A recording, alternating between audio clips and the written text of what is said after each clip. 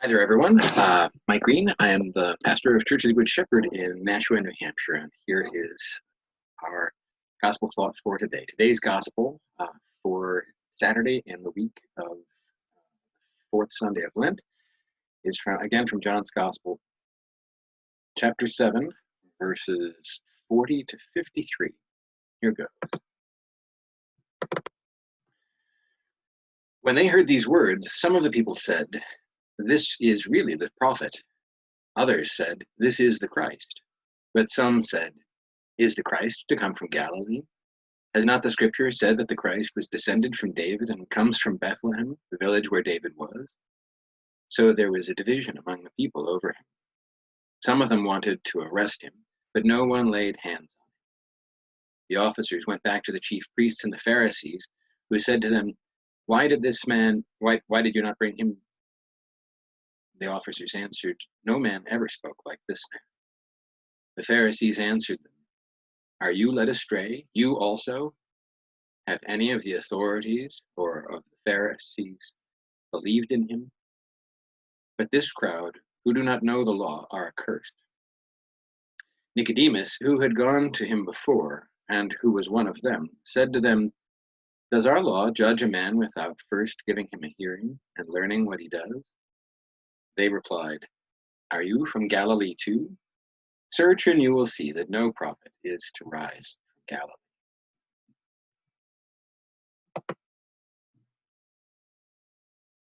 That gospel certainly seems to shine a light on our human tendency to want to use technical arguments, legalistic approaches, and other things like that in order to keep everything in the status quo, the way we like them, the way we have managed to work them to get some benefit to us.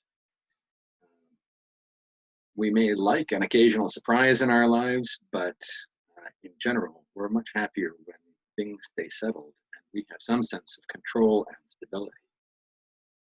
If anything, this coronavirus pandemic has taught us, it's that when too many surprises come at once, it is awfully unsettling and stressful, and even tears apart some of the fabric of our society, it seems. Some of you may know I'm something of a scientist, and we scientists like physical reality to behave predictably and to act in certain ways. And we like, as human beings, we like that in general. We like to understand the world around us and to feel like we know what's coming next, so we can prepare and do what we need to do. We like God to be that way too. We like God to be predictable and rational and fit into our boxes. Certainly that was the case with the leaders of the Jews that Jesus had some conflict with. They had very clear ideas about what God was like, what his Messiah would be like, and had worked very hard their whole lives and for generations of lives to be able to keep that system under control and to be able to work it to some advantage for themselves. The fact that Jesus didn't fit into all of their boxes neatly was a large part of their justification for arresting him, persecuting him, and killing him. We may call scripture revelation, but the truth is that the veil has not been pulled away entirely. At best, we human beings can catch a glimpse every now and again of some deeper truth behind the veil that we struggle to make sense of. And the only way we can make sense of it is in the light of our understanding of the relationship with God and in relationship with the church. We need to allow God and nature, which is God's creation, and one another the same freedom and privilege that we would like to reserve for ourselves, and that is the freedom to be more and to do something different than what we think God should be.